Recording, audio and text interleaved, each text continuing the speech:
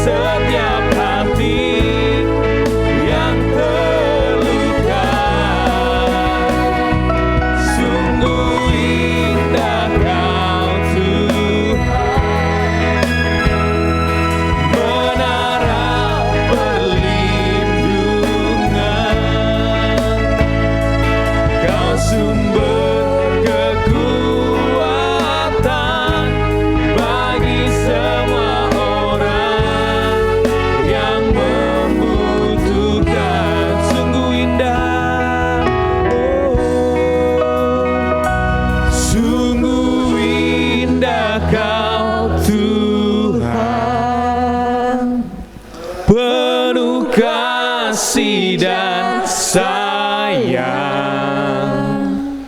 Kau tempat penghiburan bagi setiap hati yang terluka. Sungguh indah Kau Tuhan, menara perlindungan. Kau sumber kekuatan bagi semua orang yang membutuhkan. Sungguh indah,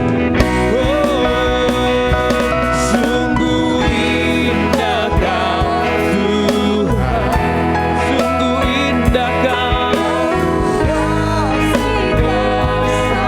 Kau penuh cinta kasih pada kami Tuhan.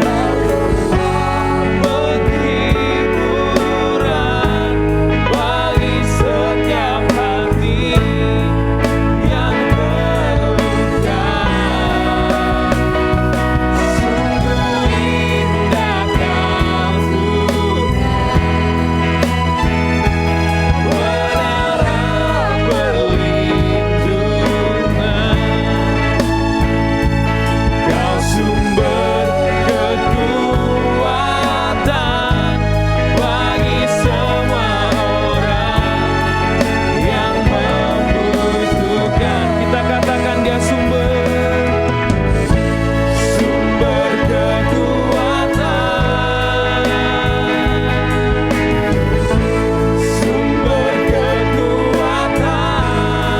sumber kekuatan, sumber kekuatan bagi semua orang yang membutuhkan.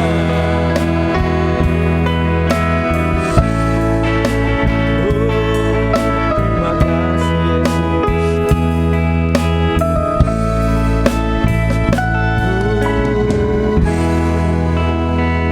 Kami menundukkan setiap hati kami. Jika hati kami terlalu tinggi untuk mengatakan yang kami butuhkan adalah dunia, kami memohon ampun Tuhan. Kami merendahkan diri kami dan kami rindu untuk mengatakan bahwa Engkau yang kami butuhkan. Kekuatan yang daripada Tuhan yang menolong kami bisa melangkah dengan kuat.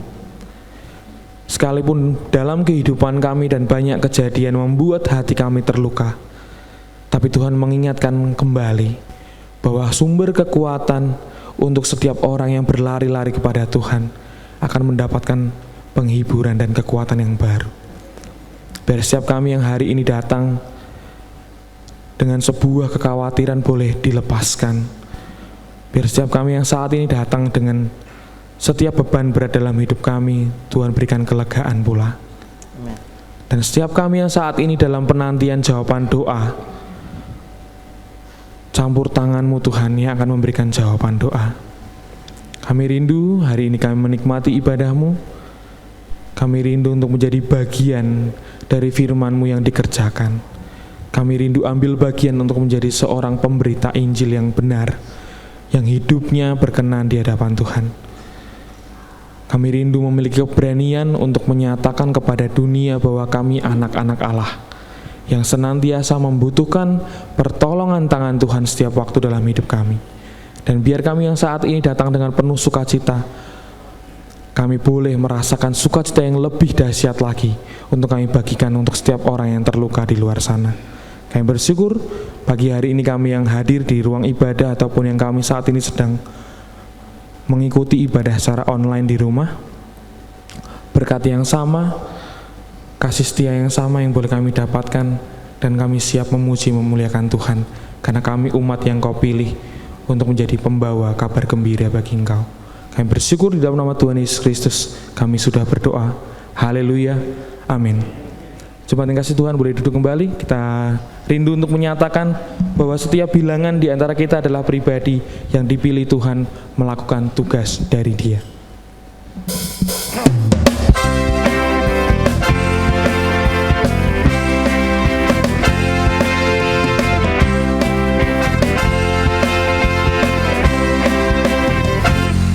Kita dipilih dari segala bangsa, kita dipilih jadi umatnya.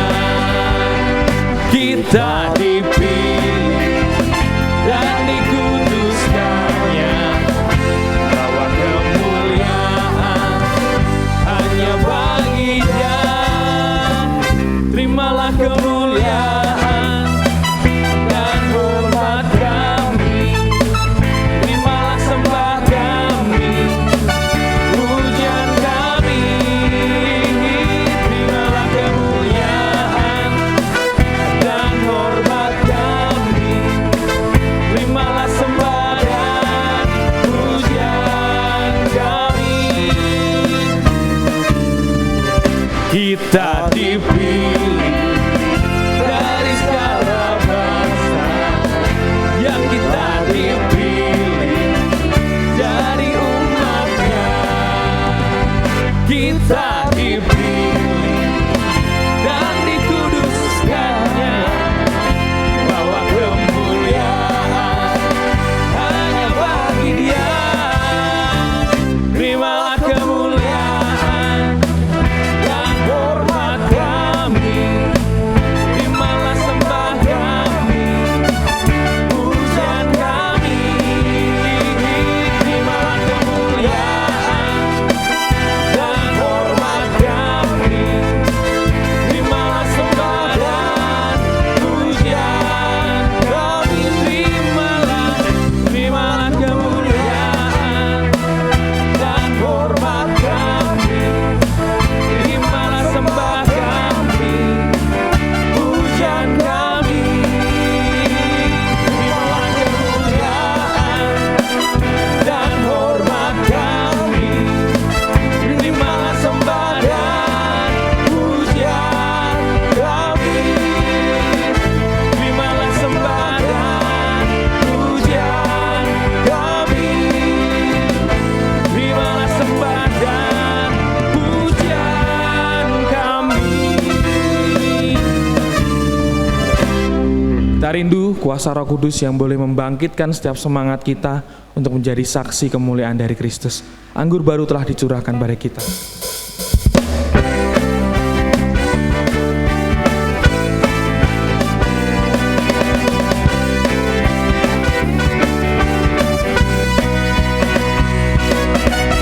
Roh Kudus tercurah di tempat ini, urapannya yang ajaib memulihkan umatnya.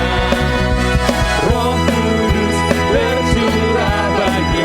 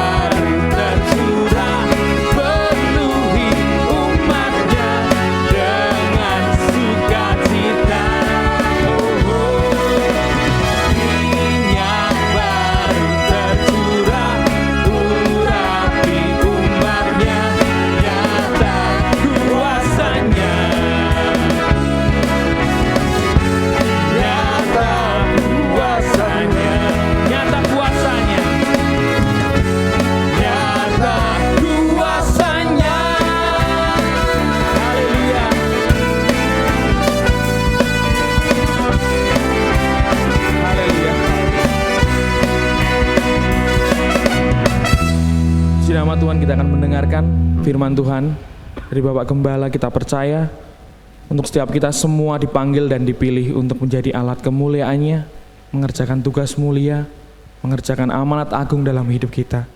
Aku melangkah jalan hidup ini.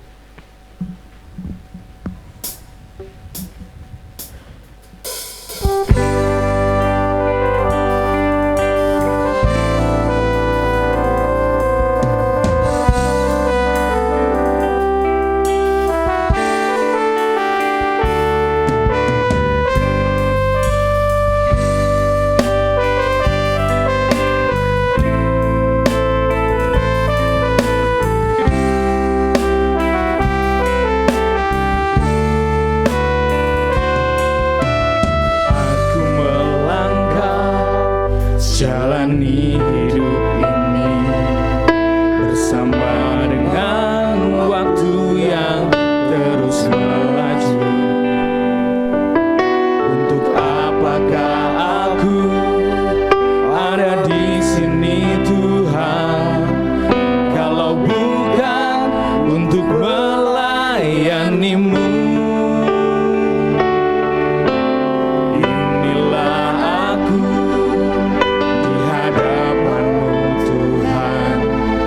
Bersama dengan segala yang ku miliki,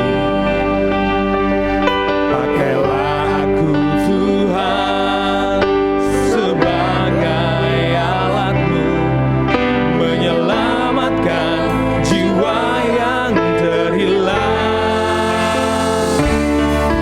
Bangkitkan aku, bangkitkan aku, jadikan aku hamba-Mu yang setia.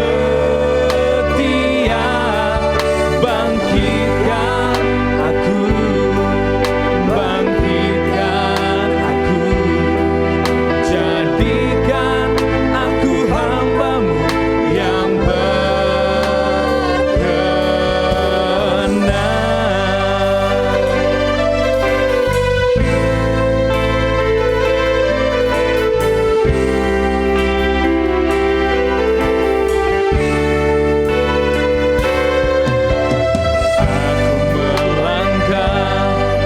Jalani hidup ini bersama dengan waktu yang terus melaju. Untuk apakah aku ada di sini Tuhan, kalau bukan untuk melayani-Mu? Inilah aku di hadapan-Mu Tuhan, bersama dengan segala yang ku miliki. Pakailah aku Tuhan sebagai alat-Mu, menyelamatkan jiwa yang terhilang. Bangkitkan aku, bangkitkan aku, jadikan aku hamba-Mu yang setia. Bangkitkan aku, bangkitkan aku, jadikan aku hamba-Mu yang berkenan. Bangkitkan kami Tuhan, bangkitkan aku. Sasakan pada Bapak Gembala. Jadikan aku hamba-Mu yang setia. Bangkitkan aku, bangkitkan aku, jadikan aku hamba-Mu yang berkenan. Bangkitkan, bangkitkan aku, bangkitkan aku, jadikan aku hamba-Mu yang setia. Bangkitkan aku,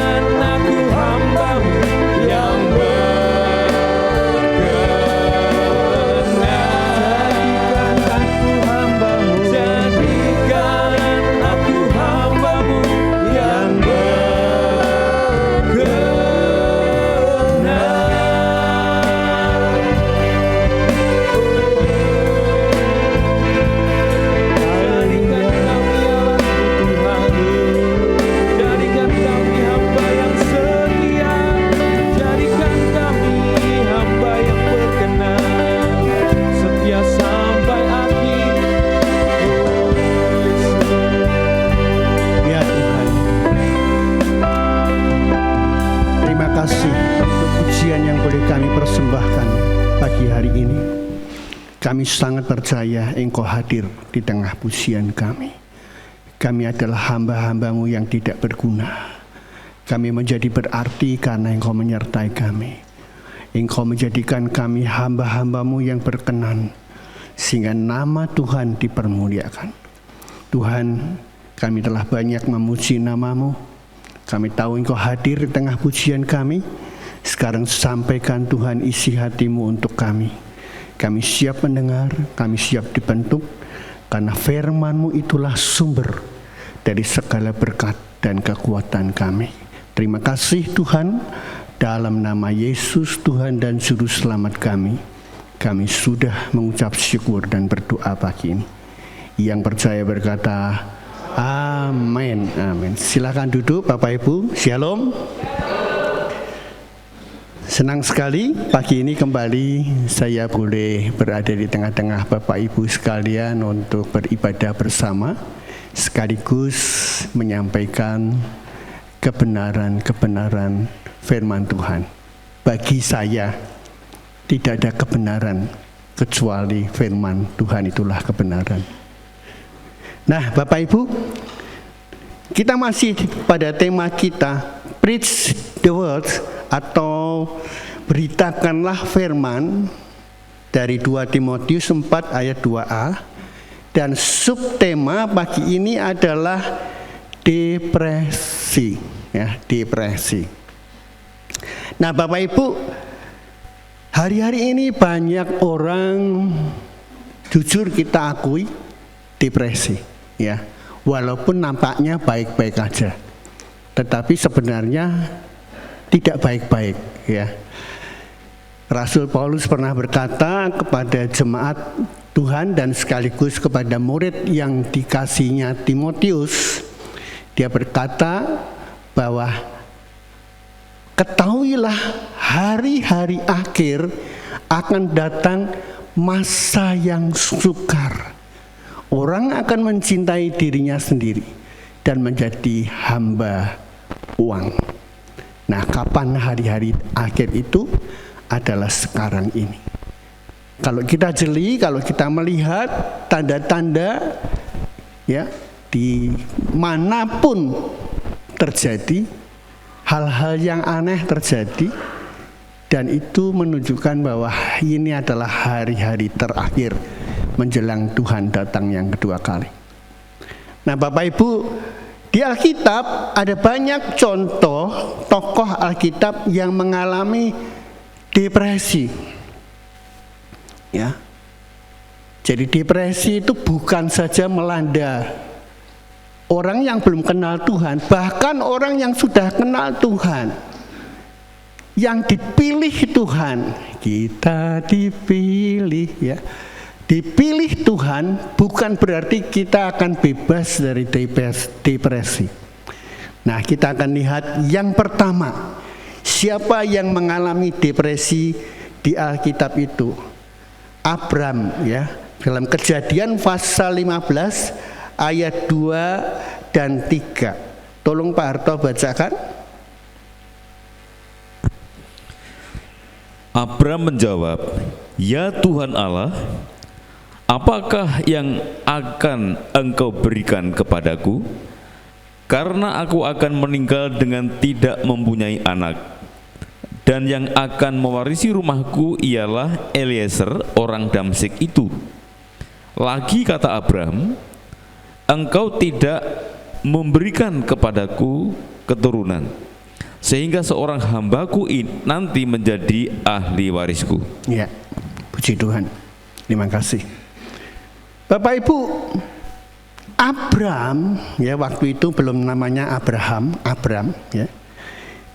Dia ini kan orang yang dipanggil Allah keluar dari Ur Kasdim. Keluarlah kamu dari Ur Kasdim, ya. Aku akan menyertai engkau, akan menunjukkan ke tempat di mana engkau ada, yaitu tanah perjanjian. Dan aku akan memberkati engkau.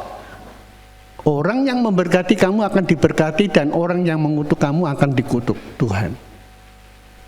Aku akan memberikanmu keturunan seperti bintang di langit dan seperti pasir di lautan. Wah, ini luar biasa ya. Kalau saya bayangkan, wah, Abraham ya, ini orang yang luar biasa. Banyak anak, ya, kira-kira seperti itu. Nah, sekarang pagi ini kita melihat dalam Kejadian pasal 15 ayat 2, Abraham berkata, "Ya Tuhan Allah, apakah yang akan Engkau berikan kepadaku? Karena aku akan meninggal dengan tidak mempunyai anak, dan yang akan mewarisi rumahku ialah Eliezer orang Damsyik itu." Bapak Ibu, Abraham ini kok bisa ndak ingat loh janji Tuhan. Ndak mungkin Tuhan itu mengingkari. Janji Tuhan itu adalah janji yang murni, kata pemazmur. Tapi pagi ini kita melihat seorang Abraham yang akhirnya namanya menjadi Abraham karena ada tambahan YHWH di situ, ya. Kok bisa ndak ingat? Aku ini ndak punya anak. Ya, saya memaklumi, maaf ya. Orang-orang yang ndak punya keturunan itu wah susah sekali. Nanti kalau aku meninggal, yang mewarisi hartaku itu adalah Eliezer orang Damsyik itu. Jadi dengan kata lain, Abraham ini gimana? Mikir ke? Bondo ya, bondo, harta. Ya, tidak mikirkan janji Tuhan, tapi yang dipikirkan adalah harta. Saya sudah berhasil, saya ternaknya banyak, saya orang kaya, tapi aku tidak punya anak. Untuk apa? Kalau aku meninggal nanti pegawaiku yang number one itu Eliezer yang menggantikan aku. Sia.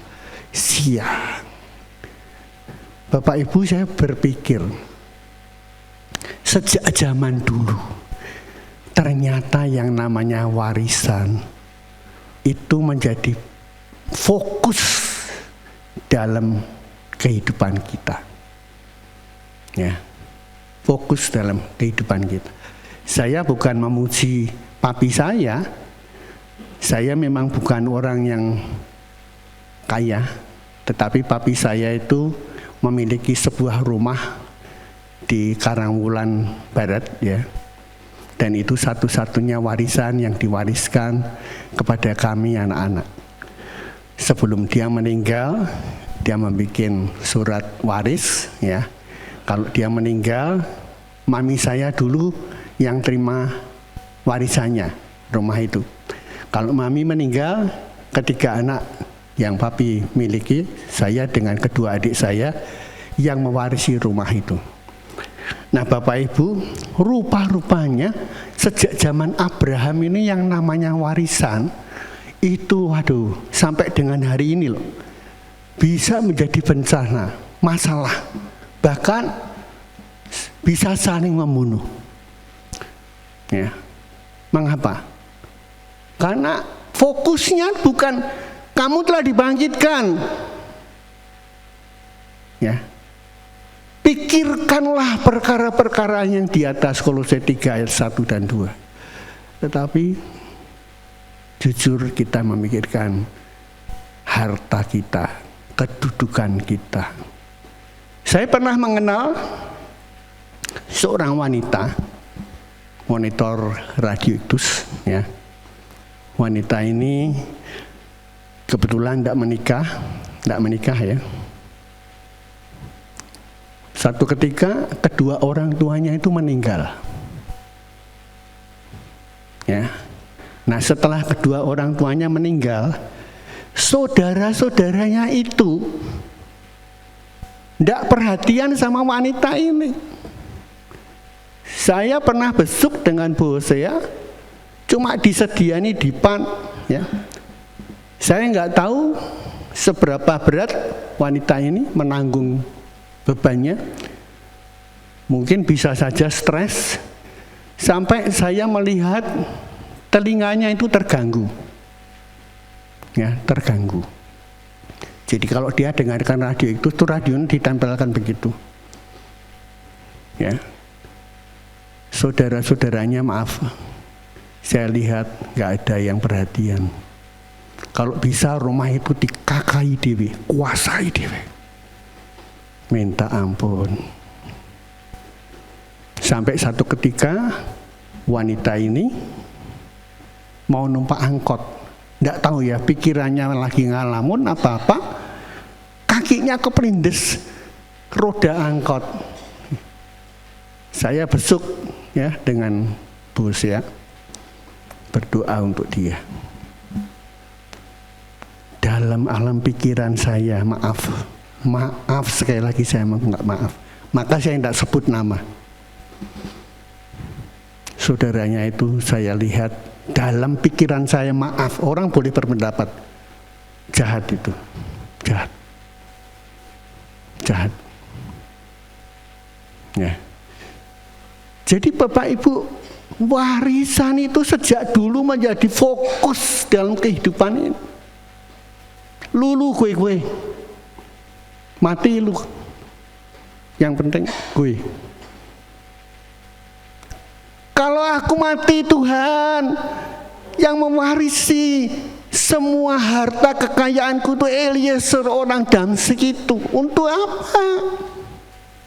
Tapi kita lihat dalam kisah-kisah selanjutnya, Abraham diberkati luar biasa, anak keturunannya, bahkan kita yang terhisap dalam Abraham diberkati Tuhan. Dan ayat mengatakan Tuhan memperhitungkan apa yang sudah dilakukan Abraham. Bapak Ibu, jangan memikirkan dunia. Dunia ini fana.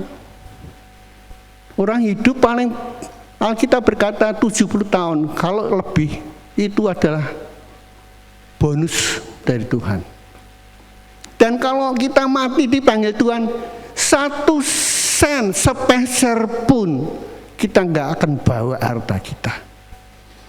Dan tangannya terbuka. Betul? Kalau bayi baru keluar itu kan tangannya ngegem gini toh. Ya, pernah lihat bayi keluar, lahir ke dunia? Wah, anak Isa tak kuasai kabeh. Tapi kalau sudah meninggal, digegem kayak gini loh, buka lagi. Sia-sia. Pikirkanlah perkara yang di atas. Yang kedua, ya, contoh yang kedua, Ayub. Ya, coba tolong Pak Harto baca Ayub 3 ayat 11. Mengapa aku tidak mati waktu aku lahir, atau binasa waktu aku keluar dari kandungan? Ya, terima kasih. Bapak Ibu, depresi itu bisa membuat kita patah semangat. Ayub dia berkata, mengapa aku tidak mati waktu aku lahir, atau binasa waktu aku keluar dari kandungan. Jujur, saya pernah mengatakan ini sama papi mami. Ya. Saking beratnya hidup keluarga kami, karena kami miskin. Saya pernah ngomong sama papi mami, Pi, aku ke orang mati waktu lahir tuh. Itu beban hidup yang sangat berat. Tapi nyatanya sampai hari ini, di usia saya yang ke-72, Tuhan peliharakan. Jadi dalam hidup saya ini, saya hanya melihat Tuhan itu dahsyat. Tidak ada yang lebih hebat dari Tuhan. Bukan saudara, bukan family, bukan teman, bukan sahabat, tapi Tuhan yang memeliharakan saya. Jadi sampai hari ini saya masih eksis itu karena Tuhan. Yang kita lihat yang kedua, Ayub, dia berkata, mengapa aku tidak mati waktu aku lahir, atau binasa waktu aku keluar dari kandungan. Kenapa Ayub bisa mengeluh sampai seperti itu? Karena penderitaan yang sangat berat yang Ayub alami, depresi. Tapi di Fatsal 42 Ayub berkata, dulu aku hanya mendengar tentang engkau, tapi hari ini aku tahu siapa engkau. Ketahuilah Tuhan. Kitab Nahum mengatakan, tertulis di belakang itu, Tuhan itu baik. Dia adalah tempat perlindungan kita dan pengungsian kita. Jangan pernah kita menyerah dan kecewa. Berbahagialah orang yang tidak menolak aku. Tema yang sebelumnya kita sudah renungkan bersama. Yang ketiga, Bapak Ibu sekalian, Elia, dalam 1 Raja-Raja pasal 19, kita baca ayat 4, 10 dan 14. Coba tolong Pak Arto baca. Tetapi ia sendiri masuk ke padang gurun sehari perjalanan jauhnya, lalu duduk di bawah sebuah pohon arar. Kemudian ia ingin mati, katanya, cukuplah itu, sekarang ya Tuhan, ambillah nyawaku, sebab aku ini tidak lebih baik daripada nenek moyangku. Ya, ayat 10, ayat 4, ayat 10. Jawabnya, aku bekerja segiat-giatnya bagi Tuhan Allah semesta alam, karena orang Israel meninggalkan perjanjianmu, meruntuhkan mezbah-mezbahmu, dan membunuh nabi-nabimu dengan pedang. Hanya aku seorang dirilah yang masih hidup, dan mereka ingin mencabut nyawaku. Ya, 14. Jawabnya, aku bekerja segiat-giatnya bagi Tuhan Allah semesta alam, karena orang Israel meninggalkan perjanjianmu, meruntuhkan mezbah-mezbahmu, dan membunuh nabi-nabimu dengan pedang. Hanya aku seorang dirilah yang masih hidup, dan mereka ingin mencabut nyawaku. Ya. Orang kalau sedang depresi, pengennya mati. Hidup itu tidak ada yang indah kecuali kesukaran dan kesukaran. Ketahuilah pada hari-hari akhir kamu akan menjumpai kesukaran. Elia, nabi besar yang diangkat hidup-hidup ke surga dengan kereta Tuhan, yang mendemonstrasikan ketika dia melawan 450 nabi Baal, dan Elia yang bisa mengirimkan api dari surga untuk membakar mezbah bakaran. Tapi dalam ayat yang kita baca, dia putus asa dan berkata, hanya aku seorang dirilah yang masih hidup, dan mereka ingin mencabut nyawaku. Cabut saja nyawaku, biar aku mati, karena apa yang aku kerjakan sia-sia. Firman Tuhan berkata apa? Giatlah kamu dalam pekerjaan Tuhan, sebab jerih payahmu itu tidak pernah sia-sia. Tapi hari ini kita melihat Elia, seorang nabi yang luar biasa. Dia berkata, sia-sia, apa yang aku lakukan itu sia-sia. Cabut aja Tuhan nyawaku. Ini bedanya, ya, bedanya orang yang kenal Tuhan tidak bisa bunuh diri. Kalau nggak kenal Tuhan, atau kenalnya separuh-separuh, setengah-setengah, Tuhan, aku rasa baygon, rasa stroberi itu lebih indah untuk aku sekarang ini. Matilah dia karena minum baygon. Tapi orang yang kenal Tuhan, dia tidak bisa, paling dia curhat sama Tuhan. Aku ini bukan orang baik Tuhan, gagal aku. cabut aja nyawaku. Sampai akhirnya Allah memberi kekuatan baru buat Elia. Lanjutkan perjalananmu, karena perjalananmu masih jauh. Kemudian kita melihat lagi apa yang terjadi dengan Daud, ya. Dalam Mazmur 38 ayat 7 dan 8. Coba tolong Pak Harto baca.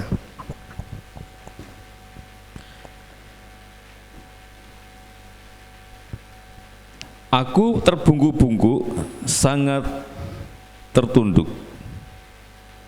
Sepanjang hari aku berjalan dengan duka cita, sebab pinggangku penuh radang, tidak ada yang sehat pada dagingku.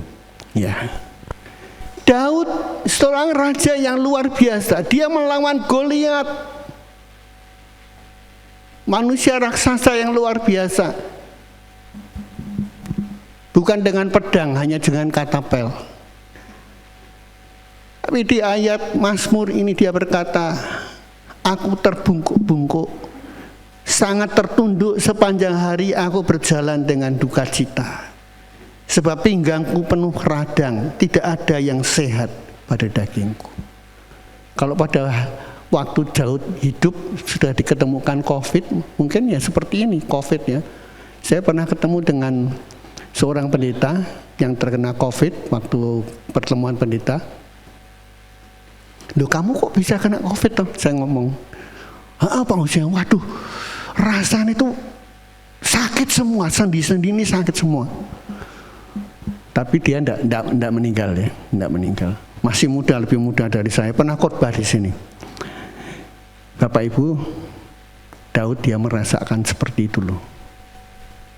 Sakit semua. Karena apa? Depresi.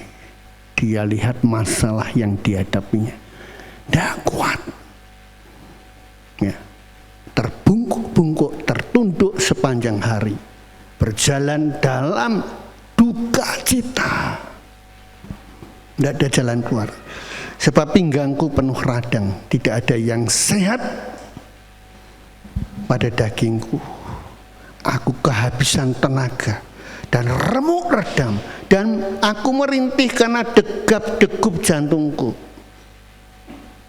Tuhan, Engkau mengetahui segala keinginanku.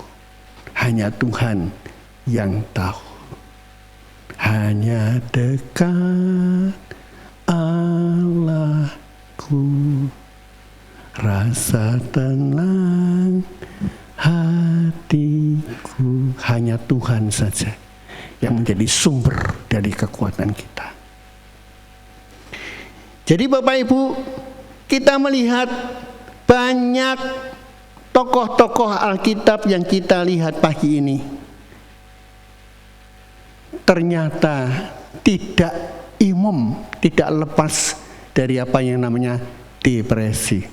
Jauh ribuan tahun yang lalu. Ya, bukan saya lalu berkata, jadi kalau hari ini kita depresi biasa ya Pak. Wong Daud aja pernah depresi. Saya kalau kasih contoh tokoh Alkitab itu, jangan lalu Bapak Ibu, lah itu tokoh Alkitab bisa kayak gitu, apa meneh aku sing wong biasa. Lah jangan begitu, ya. Ya. Elia itu nabi. Tapi dia manusia biasa, kata surat Ibrani kalau nggak salah. Ya. Jadi Bapak Ibu jangan menganggap yang hebat aja bisa jatuh, apalagi saya. Bersama Tuhan saya jamin kita besar.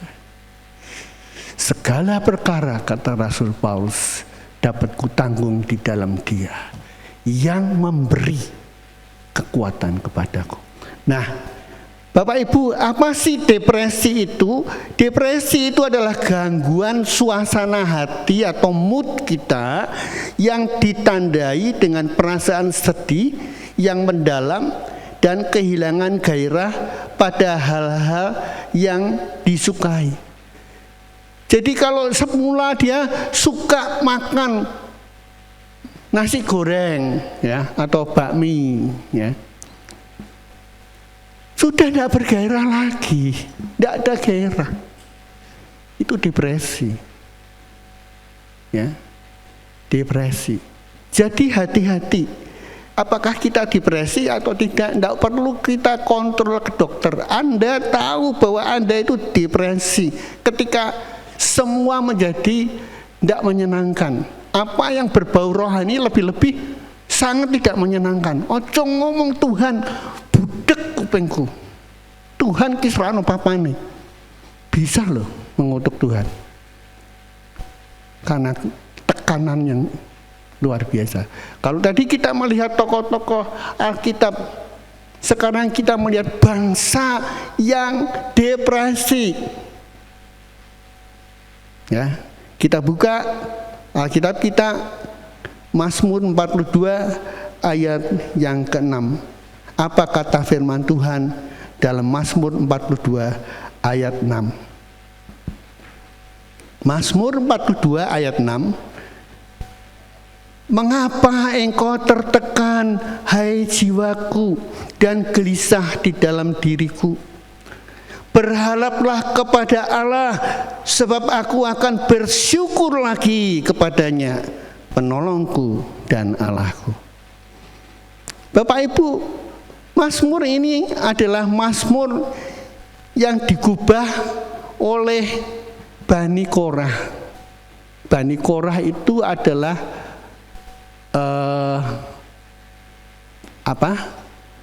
orang-orang Lewi, ya, yang punya jabatan di rumah Tuhan. Pemuji, ya, pemusik, pemuji, ya. Ya, kalau di sini Pak Harto dengan rekan-rekan ini, ya, itu Bani Korah. Tapi dia sudah tidak bisa nyanyi lagi karena stres. Bangsanya menghadapi masalah besar ketika dia dibuang ke Babil. Ya. Sehingga orang-orang Israel lain yang bukan penyanyi, bukan pemuji, ngomong sama Bani Korah, "Sudahlah kamu gubah Mazmur." Misalnya saya ngomong dengan Harto, "Pak Harto, nyanyi no, putek pikiranku." Pak Harto mulai nyanyi, ya. Seperti itu. Kira-kira seperti itu. Bani Korah ini adalah bani yang luar biasa. Tetapi di Mazmur 137 ayat 1 dan 3. Coba tolong Pak Harto baca. Di tepi sungai-sungai Babil, di sanalah kita duduk sambil menangis, apabila kita mengingat Sion. Pada pohon-pohon gandarusa di tempat itu, kita menggantungkan kecapi kita, sebab di sanalah orang-orang yang menawan kita meminta kepada kita memperdengarkan nyanyian, dan orang-orang yang menyiksa kita meminta nyanyian sukacita. Nyanyikanlah bagi kami nyanyian dari Sion. Ya. Jadi Bapak Ibu, kita lihat, ya, bahwa Bani Korah ini sangat sedih. Orang-orang Babil, coba kamu nyanyi nyanyian duka cita. Aku dengar kamu itu kan pemuji. Kalau lagi supek, pikiran lagi depresi, bisa enggak nyanyi? Halo, jujur aja. Enggak bisa ya. Nah, itu jujur. Enggak bisa nyanyi. Pak Didik suruh, ayo jemaat puji Tuhan, meneng tok. Kowe muji Tuhan. Wong anak-anakmu berhasil kabeh. Kamu punya banyak duit. Coba kamu kayak aku. Bisa ndak muji Tuhan? Tuhan adalah kekuatanku. Bersama Dia ku tak akan goyah. Kita harusnya seperti itu dong. Kita harusnya seperti itu. Jangan membungkam 1000 bahasa. Iblis suka, wis meneng wae kowe rasa kakek ngomong, Allahmu mana? Enggak ada yang luar biasa Allahmu itu. Jangan sampai kita terpuruk. Seperti itu Bapak Ibu. Ya. Korah salah satu putra Hebron dalam kitab Tawarikh pasal 1, enggak usah dibaca, ayat 1 Tawarikh 2 ayat 43 ya. Di sana diceritakan ya, dan dia adalah Bani Lewi, Keluaran 6 ayat 21. Dia sangat-sangat depresi dan dia katakan, mengapa engkau tertekan hai jiwa. Mazmur ini diulang ya dalam Mazmur 42 ayat yang ke-12, di sana diulang lagi ya. Bahkan Mazmur 43 ayat 5 diulang lagi sampai 3 kali saya lihat di Alkitab. Berarti benar-benar tertekan. Sampai Mazmur 43 ayat 1 sampai dengan 3, coba tolong Pak Arta baca.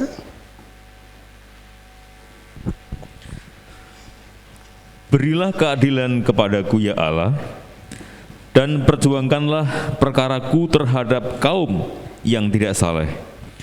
Luputkanlah aku dari orang penipu dan orang curang, sebab Engkaulah Allah, tempat pengungsianku. Mengapa Engkau membuang aku? Mengapa aku harus hidup berkabung di bawah impitan musuh? Suruhlah terangmu dan kesetiaanmu datang, supaya aku dituntun dan dibawa ke gunungmu yang kudus dan ke tempat kediamanmu. Ya, puji Tuhan. Dalam tertekan yang sangat berat, Bani Korah dia berkata,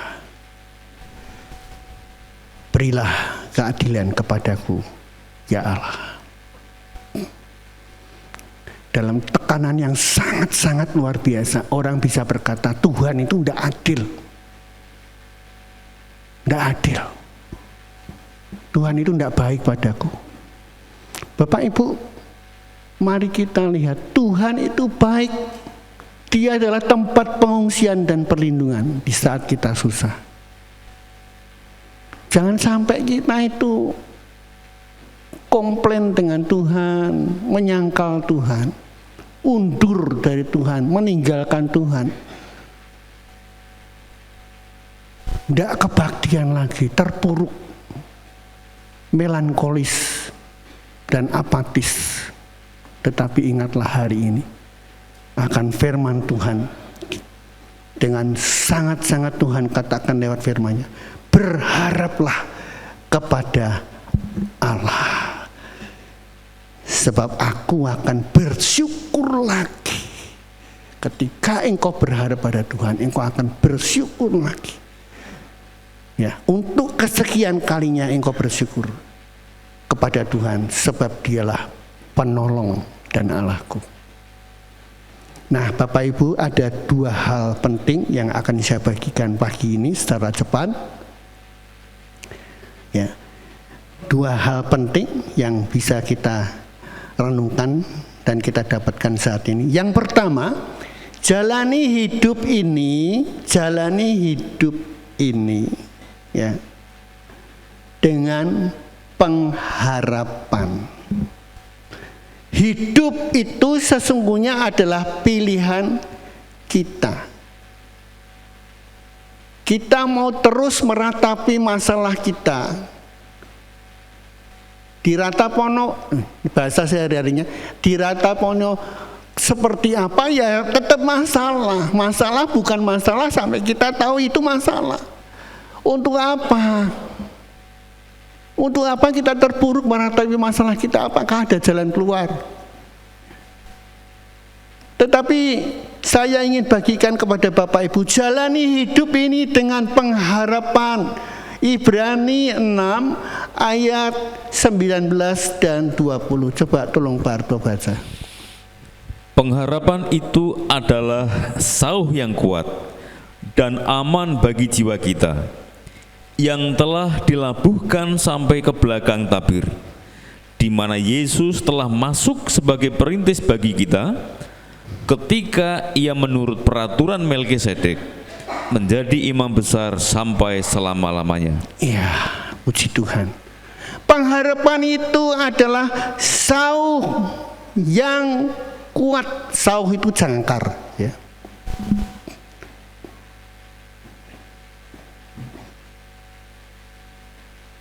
Saya ingin katakan, kalau orang sudah tidak punya pengharapan,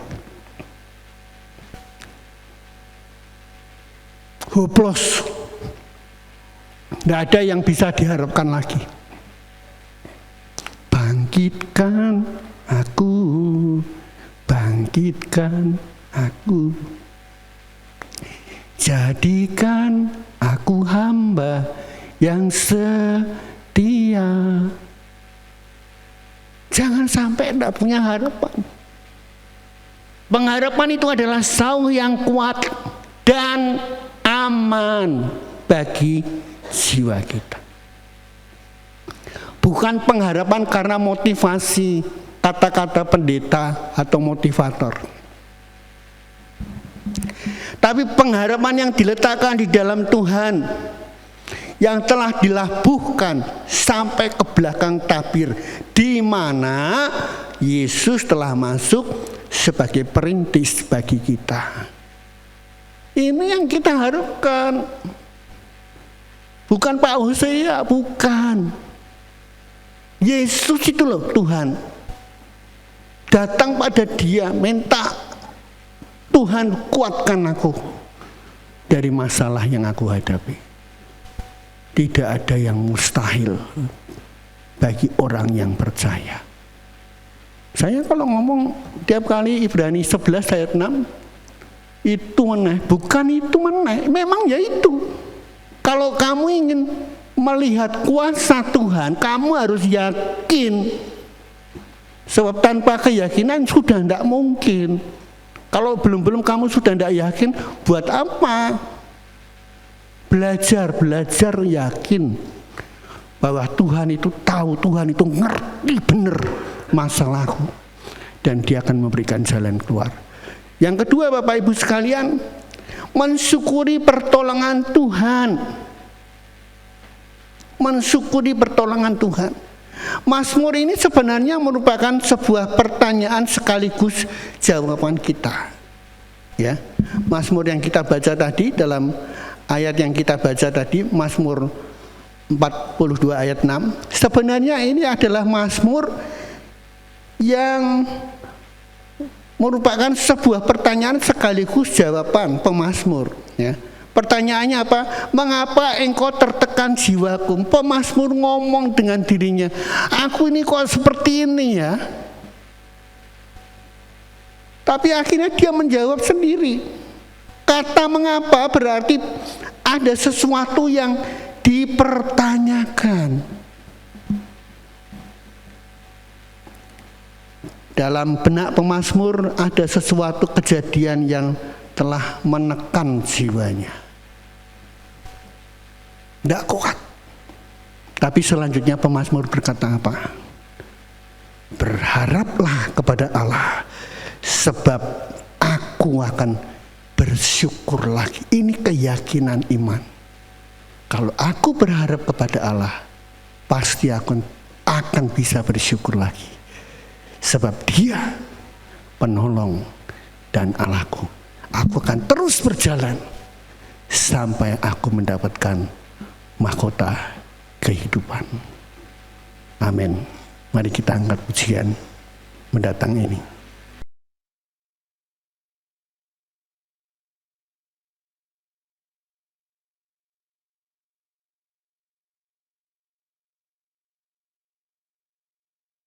Mahkota kehidupan.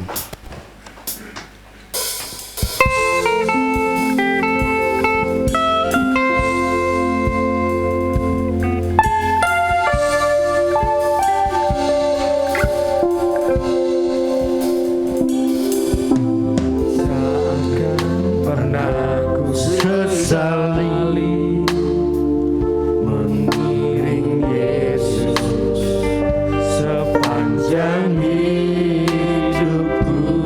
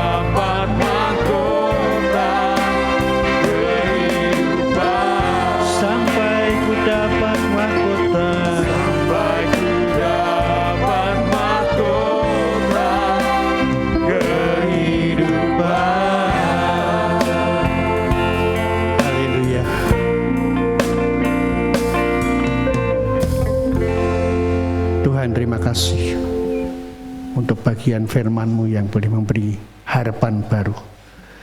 Kami percaya tidak ada yang sia-sia ketika kami berharap kepadamu, sebab Engkaulah sumber dari segala kekuatan kami. Di dalam-Mu ada banyak jalan keluar. Yang lemah dikuatkan, yang putus asa Tuhan buka jalan. Bahkan Tuhan adalah Allah penyembuh. Terima kasih Tuhan, suara hamba-Mu telah berhenti berbicara, tetapi Roh Kudus Allah, Engkau akan menjabarkan apa yang sudah kami dengar, kami baca lewat firman-Mu pagi ini. Dan nama-Mu tetap ditinggikan. Terima kasih, dalam nama Yesus kami sudah berdoa. Yang percaya berkata, amin. Silakan duduk Bapak Ibu.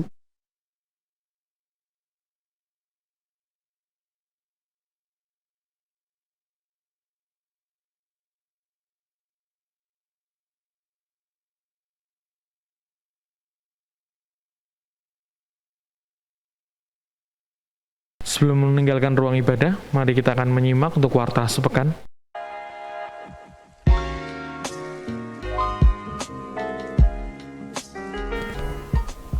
Shalom jemaat Tuhan yang terkasih, puji Tuhan kita telah mendengarkan firman yang telah disampaikan oleh Bapak Pendeta Hosea Editiono. Berikut ini merupakan warta sepekan yang akan kami sampaikan.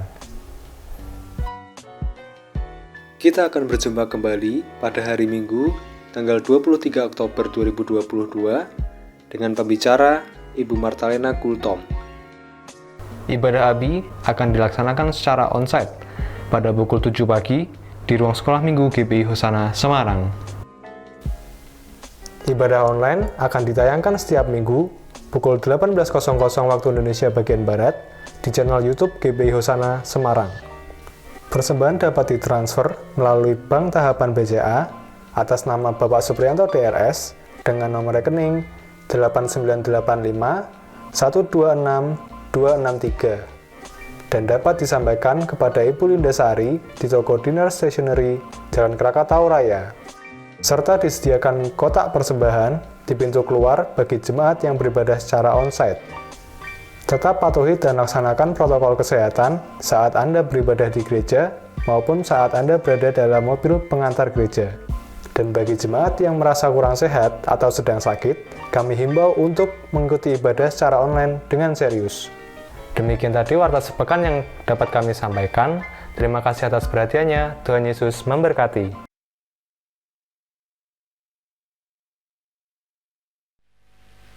Ya, untuk jemaat Tuhan yang terkasih, tetaplah setia beribadah secara onsite setiap minggu pukul 7 pagi. Mohon dukungan doa dan dana dari jemaat yang terkasih untuk pembangunan atau perluasan ruangan untuk ibadah sekolah minggu yang sedang berlangsung. Saya persilakan untuk Bapak Gembala untuk kebaktian dengan doa berkat.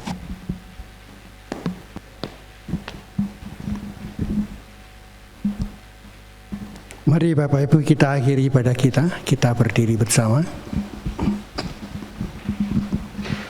Tuhan, terima kasih untuk ibadah yang telah Tuhan berkati saat ini dari awal sampai dengan akhir. Terima kasih untuk kehadiran Tuhan di tengah-tengah kami. Karena kami percaya kehadiran Tuhan memberi kekuatan baru buat kami. Sehingga kami semua sebentar pulang dalam pengharapan, dalam kasih dan damai sejahtera-Mu. Berkati setiap kami yang sudah hadir dalam ibadah onsite pagi ini, maupun segenap pemirsa yang akan mengikuti ibadah online sebentar sore. Berkati bangsa dan negara kami Indonesia. Kami rindu bangsa ini diberkati Tuhan dan kemuliaan Tuhan ada di atas kami. Berkati suku-suku bangsa di seluruh kepulauan Nusantara. Sekarang Bapak Ibu, angkatlah tanganmu, terimalah berkat Tuhan pagi hari ini. Kasih Allah Bapa, pengorbanan Yesus Kristus Tuhan di Golgota untuk menebus melayakan kita menjadi anak-anak Allah dalam dimensi waktu tanpa batas, ditebus, diselamatkan, dan menjadi ahli waris surga. Dan pagi ini kami percaya Tuhan memberkati engkau dan melindungi engkau. Tuhan menyinari engkau dengan kasih karunia-Nya, dan Tuhan menghadapkan wajah-Nya saat ini untuk memberikan damai sejahtera Allah. Hari ini, esok, sampai Maranatha, Yesus datang kembali. Yang percaya berkata, Amin.